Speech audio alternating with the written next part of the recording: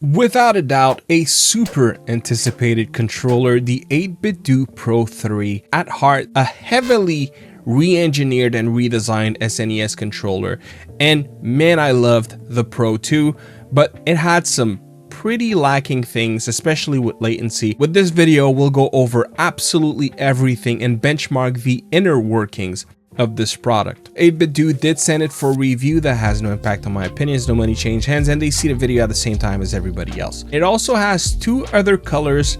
I requested the GameCube one because I thought it looks phenomenal, and in the box I'll probably put a screen of all the different things that you have, but also on that screenshot is not the manual. They do include one, but if you want to get a digital version, you can also find it on the QR code on the box. This retails for $69.99, and right off the bat we'll address a question that seems very common in other people's videos in my shorts: is why is it more expensive than the Ultimate 2? And one of the big things, and I'm not saying this is simple here, Russ from Retro Game Core did a beautiful chart explaining why it isn't, but one thing that definitely differentiates this one from the Ultimate 2 and Ultimate 2C is the overall compatibility, which again is not clear as water, is not as easy as some other third-party options on the market. But the reality is that you still have a switch mode, a D input mode, and an X input mode.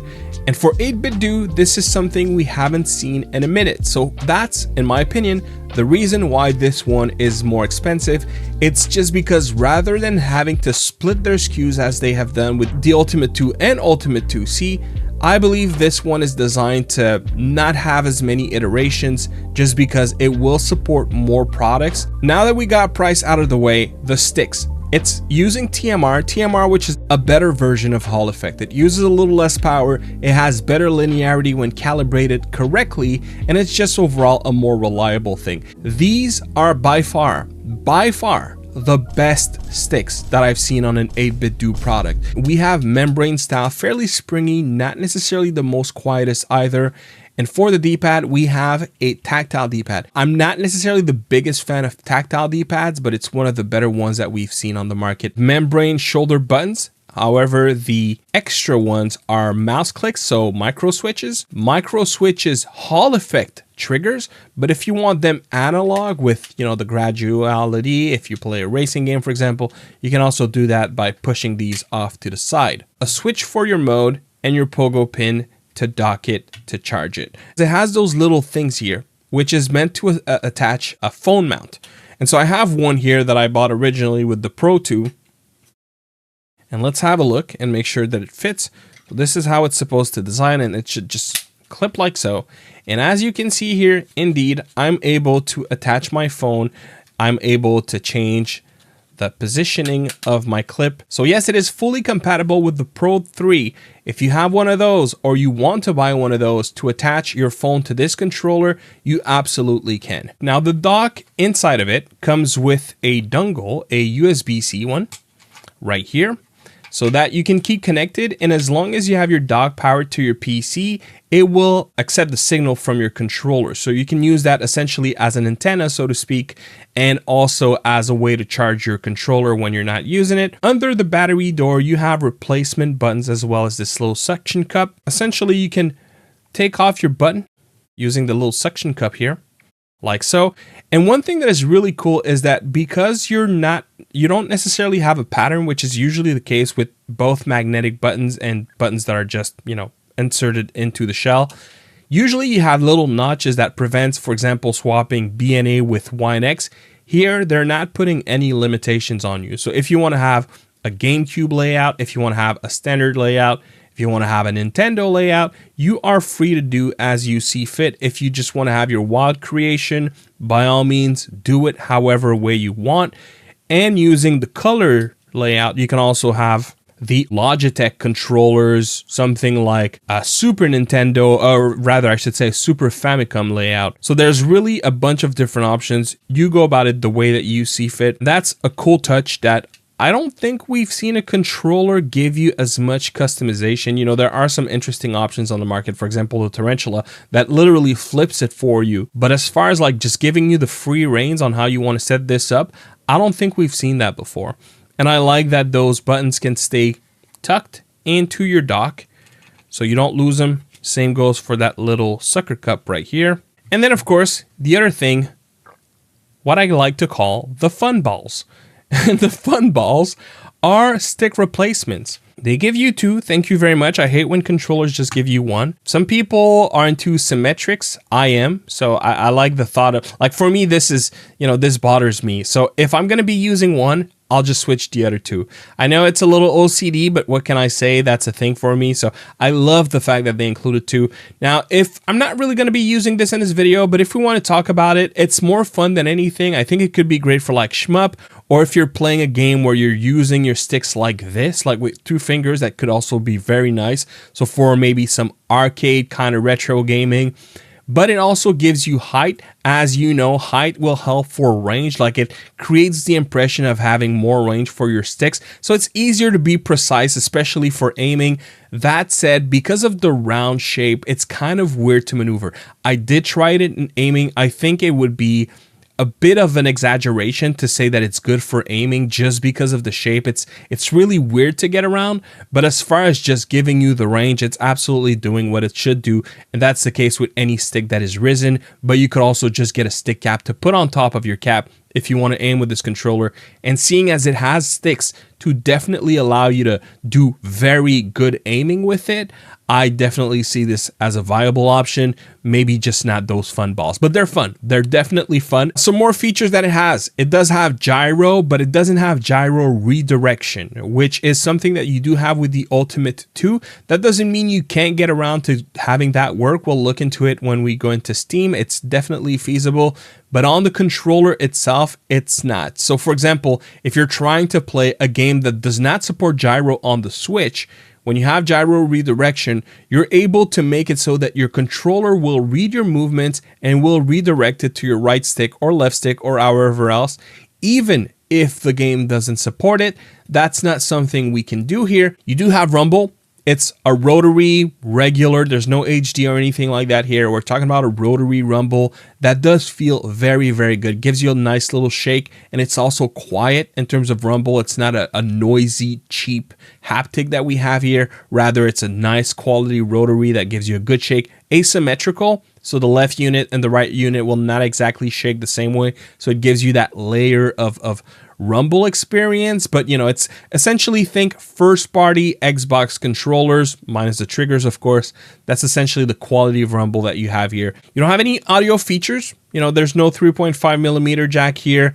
You do have your LED to let you know which player you are if playing on the Switch. And so that pretty much goes over all that is. Oh, did I mention you also have two extra back paddles? How could I forget about that? My bad. You also have two extra back paddles that are tactile based. So that's 1, 2, 3, 4 with the buttons up top, 4 extra buttons on top of the hair triggers and everything. And the hair triggers are super short travel. Anyways, we'll do a lot of testings. Let me not drag this on longer than it needs to be. And let's go to software. You'll notice here that you have Switch mode and Windows mode. And the reason is because you can use this both on a computer or on a Switch.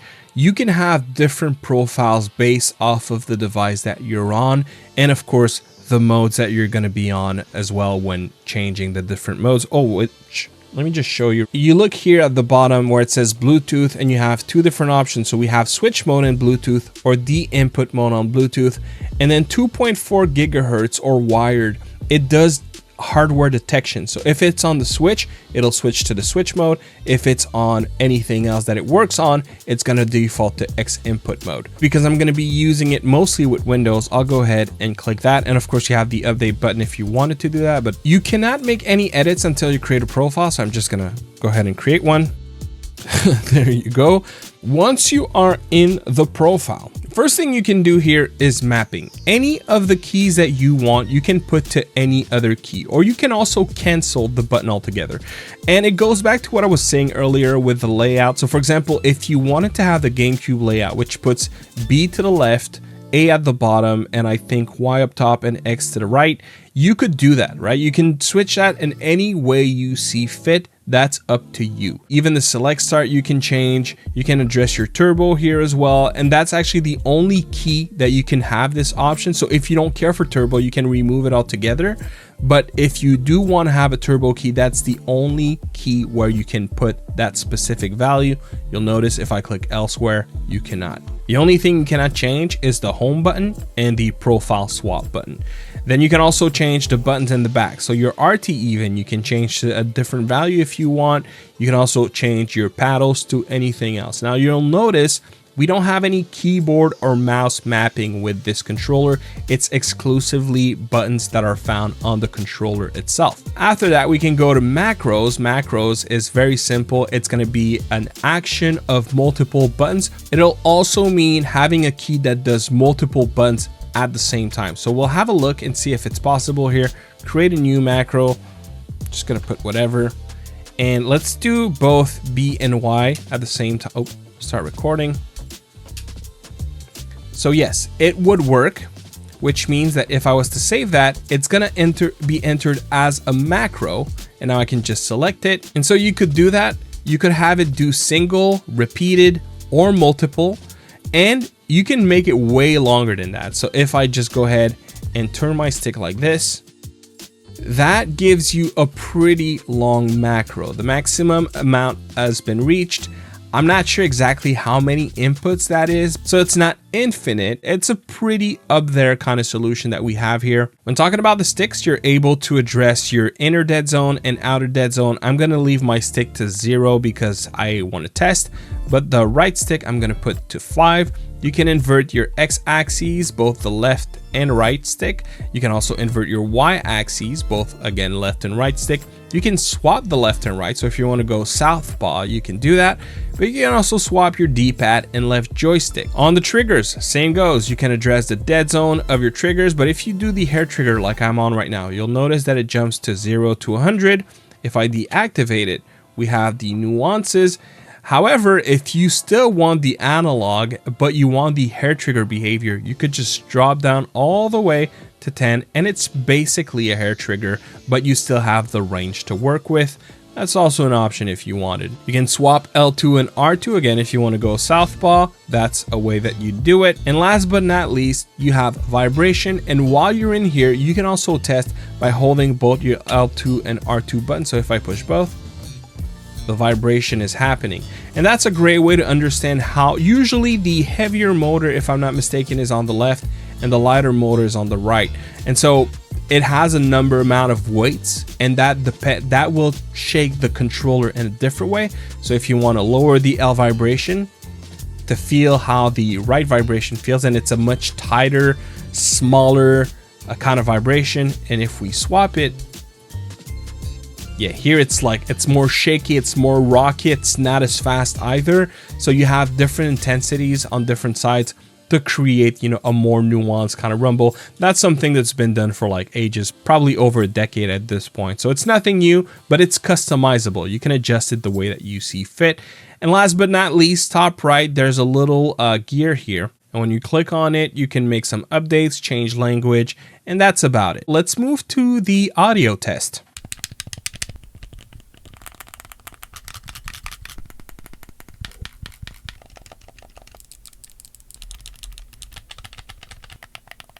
Starting with stick tremor, and we don't have any with the Pro 3. Axis snapping, no axis snapping at all. Stick snapback is present, so while it's a great controller for Nintendo Switch, it may not be the best controller for Smash. For circle error, as far as I'm concerned, we don't have the option to go from a circular to raw stick, so I think all we have here is raw. Now, if somehow I'm wrong about this, do let me know in the comments. I also couldn't find anything on recalibrating the sticks, and as you saw in the app, there's also no way to address the curvature. So I don't know if that's a feature. Thankfully, maybe I'm lucky, but what I have here does feel great, so can't complain here. Inner dead zone. Fair to say that we don't have any, and I can get such a small increment. It's quite impressive. So yeah, definitely, like if you take it all the way down, there's 0 dead zone on those sticks. In gap dead zone, which I was looking into a second ago, I also don't believe that we have any gap dead zone, at least when removing dead zone altogether. Even if we put a little bit of dead zone, I don't believe that applies gap dead zone either. So that's really, really good. We probably have a high resolution stick here. Outer dead zone. we have very little of it. I'd say overall that's really, really good. I mean, it's not to say that there's nothing, but it's so at the edge of the module. I think it's extremely well executed. Stick tension is a bit on the higher side with 70 TGF. Because the sticks feel so good, I feel like they could have managed to put a little lower, but you know, that's what we have to work with. And the stick resolution is at 0.0005. So, you know, that aligns with having a 12-bit stick TMR, and the quality being so good, I assume that's probably what's in there. D-pad with the diagonal focus, honestly not the easiest to do in my opinion. It's not impossible, but again, we're looking at a, you know, not the shortest tactile I've seen, but a fairly short tactile nonetheless. It is comfortable to like push on, don't get me wrong, but I don't think it's necessarily the best D-pad for diagonal focus. The rolling test, you know, I know it's going to be good, but I still would use this controller with a glove personally. I'm not going to test it with because I don't, but it does feel good. And as you can see here, it's also reliable. It's just, it's not sharp. The corners are not sharp, I mean, but it sticks enough that it would probably get under my skin over time, pun intended. Adjacent directions, yes, feasible. So you can definitely do that. And because we don't have a 4-way lock, it's also something you cannot remove. So keep in mind, if that's important for you, it is part of this controller. Accidental inputs. Yeah, figured. That was the same with the Ultimate 2 and Ultimate 2 Bluetooth. Extremely reliable on the accident inputs. It's overall very, very well designed, and we have a fairly big cross. A little harder to do on the left, right, because, you know, it's kind of always hot. Do we have a center pivot? Technically, we do. You know, it's there for sure. So I like that you have the movement, the action of doing that. In my opinion, I prefer a D-pad when it has a center pivot. So you could say that there is one here, but don't go expecting a center pivot like you've seen on membrane D-pads. That one is very, very short in travel, even though it's there. And then of course, it's already like, even without a center pivot, it's very easy to operate from the center. But if on top of that, you like keep it hot on the pivot, it's stupid efficient, but there is so little travel that I don't know that it could be a D-pad where you can operate it from the center. It's feasible. It's not really comfortable. Looking at triggers, start dead zone. Ooh, we do have a fair amount of it. A pretty good amount. And keep in mind, I reduced everything from the app. So we definitely have a little bit of start dead zone. And dead zone, we have a little of it, but I think it's better that we do. And specifically for the next point that we'll address, there definitely is dampening on this trigger. And I'd say it's probably a mid to soft rubber that is fairly thick, but thankfully the part that is dampened does not seem to count in the actuation. So for example, here I'm at 100%, I can still push it. So you still have kind of a cushion. So if you're super hard on your triggers, you're probably gonna like the feel because like it kind of gives you a little bit of a stop at the end of it. I don't like dampening all that much, but I don't mind it necessarily here. It's just not my favorite. And then hair trigger, oof, those triggers are so well executed. I was shocked, honestly. It's like 8BitDo was going for the aiming community, for the FPS community. Those hair triggers are so easy to press, so short travel, super satisfying micro switch.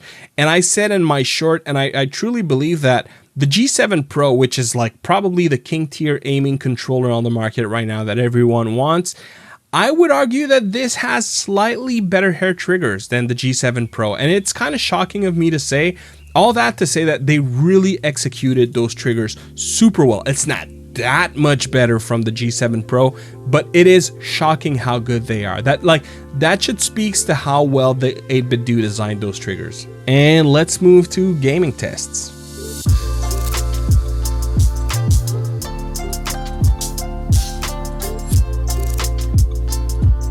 So 26,000, far from being my best, far from my worst, and yet I keep praising those sticks. And there's something that may not be an issue for you, and it's very hard for me to say, but I know that this controller is just too small for my hands, and I don't think I have big hands at all, but those grips, it's like it's trying to slip away, especially when I put pressure on my triggers. The other thing is the tension of the sticks. I think if we had a lower tension, like say 10 TGF lower, I would have probably had a much better score. But when talking about the linearity of those sticks, the jitter, if any, just the overall feeling of it, and to be fair, maybe having a higher pulling rate would help as well. I feel confident in saying that the issue is not the controller, the issue is behind the controller with the 8BitDo Pro 3. I'm still gonna do 2 more runs. Let's see what I can get.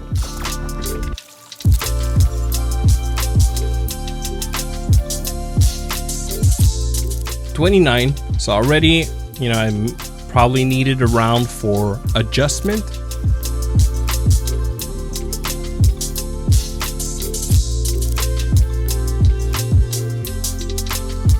All right, 31.4. And I'm so happy this round is over. I don't know if we'll see it in my nails, but I was holding on this controller so tense because it's so small for my hands. So it's conflicting because I see how good it is. I just feel like it's not my shape for aiming, but yeah. Anyways, I'm not gonna drag this on. Let's move to the next test. So here's a problem I'm gonna have with this controller. Personally, when I'm rocking these, the bottom and right, I tend to rub against the sticks. But as far as like just the precision, the quality of the D-pad, it feels amazing. It's just, yeah, I don't know, maybe it's a little too compact, but it feels good. That's the thing.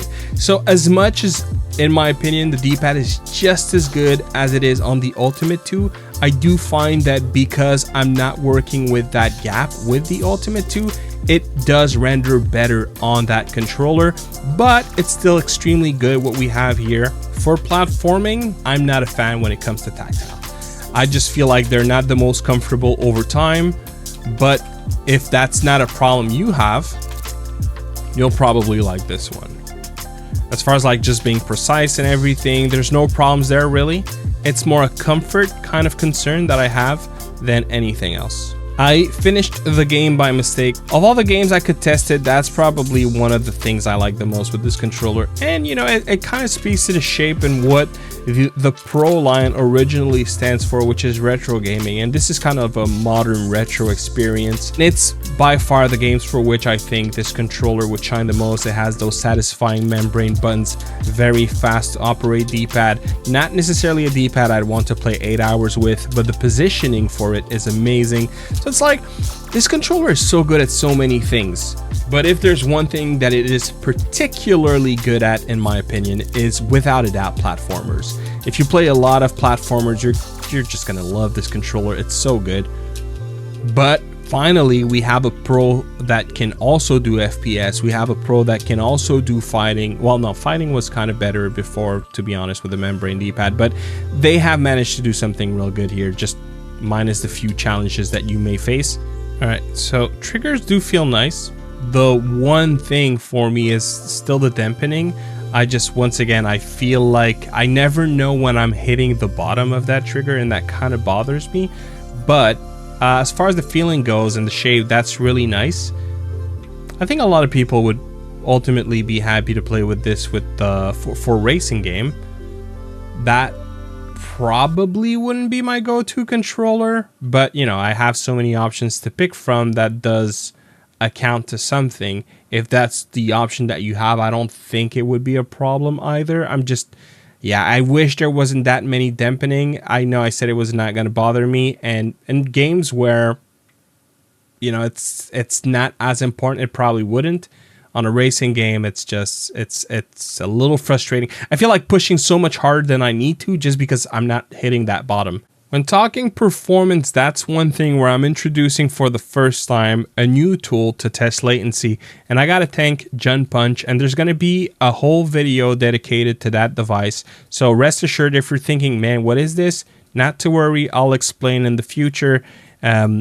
So stay tuned for that. But in the meantime, I have new methodology for specifically latency, looking at polling rate. That's a big thing that people are not really happy with. I think that was intentional by 8BitDo to just not compete with themselves. If they make this controller too premium, what reason would people have to pick up the Ultimate? That said, I do believe that latency is going to be the most important thing. And as you can see with those tests, it's looking pretty good overall. And so before we move to the actual conclusion of the video, I do want to point something out also. Now, something I won't cover, this works for the Switch 1, this works for the Switch 2. It does not wake up the Switch 2. There was someone in the comments that gave me a tip that didn't work, where you hold start and you shake it.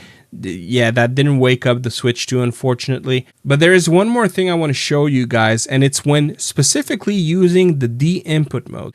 Okay, one thing you won't see often with controllers that have the input, because in the third-party market, almost all the time, they're just going for a flat profile that is not specifically geared for their controller. It's not unheard of to have something like what I'm about to show you, but it's not common. So if we go into Steam input, and for the record, that'll only work when on D input, because if you're on Switch mode, if you're on X input, it's using pre-made profiles, pre-made protocols, whereas D input, the manufacturer has the ability to create their own protocol, so to speak, based off of certain rules that exist within the protocol as a whole, which is now open sourced. So 8BitDo takes the time to do this, and this is why if you go into begin testing, and let me show you what I see right now. If I go into the controller layout, you'll notice that you have rumble in the input, which is not common. So that's awesome that it works.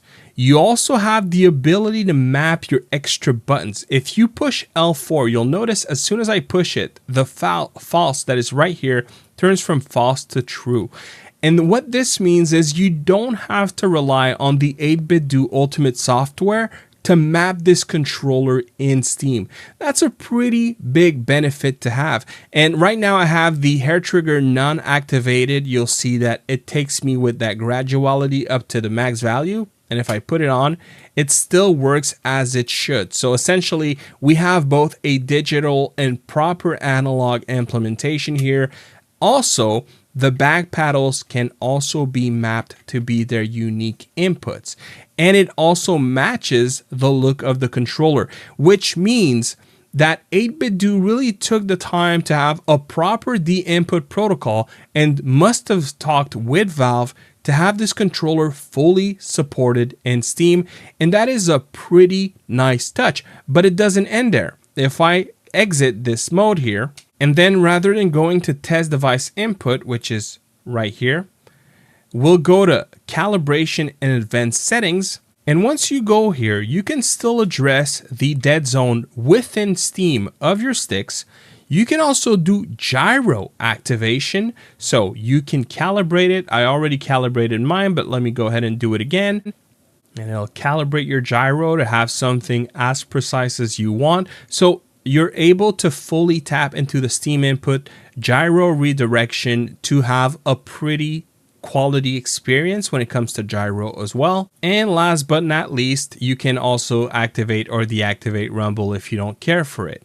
Not a whole lot of controllers do this, so this is definitely something that I gotta give praise to for 8BitDo for having a proper Steam input implementation, and something that we hardly ever see in the third-party market. So, you know, there are some ways in which 8BitDo has had to take a step back. Now they have licensed controllers on the market, so there are certain things they can't do. For example, having X input over Bluetooth, and I get it. And because you have to stick to the input, you might not find as great a compatibility when being outside of Steam. So when using Epic Games, when using GOG, when using Game Pass. But if you're on PC using Steam, this controller actually does more than pretty much every X input controllers you have on the market, because X input as a protocol is quite limiting versus the input. The input is kind of legacy, so it's not common for companies to invest in that protocol, but if they do, they actually can achieve better results. For example, the PS mode is based off of the input. The Switch Pro mode is based off of the input. there it is, guys. I thought it was very important to address because it's something that can so easily be missed. But the reality is this controller will do such a great job at Steam input, better than the average. There isn't an angle outside of maybe the D-pad. The D-pad is the only thing where you could potentially say, oh, the Pro 2, I like it better. It's the only thing, and that's going to be subjective. It's not so much that it's a bad D-pad, it's just personally, I prefer the feel of what you have on the Pro 2, but you know, to each their own. That being said, it's still a great implementation. When I grab this controller and I'm here thinking, man, it's so good. It's like there's just this little thing to kind of, I don't want to say ruin the experience because that would be so exaggerated, but there's just always that little something to kind of put a dent in my experience. And that's the Pro 3 in a nutshell. A controller that is so outlandishly good, so unique, has so much personality, so much options, tweaks that you can do to it, but it always is just at the cusp of being perfect for that specific kind of game or specific kind of experience that I'm trying to get. So ultimately, can I recommend it? 100% that I can. I just think it's best to hold some expectations and not expect it to replace every controller that you have in your arsenal. Rather, this is probably one of the better options that will complement what you already have for specific tasks.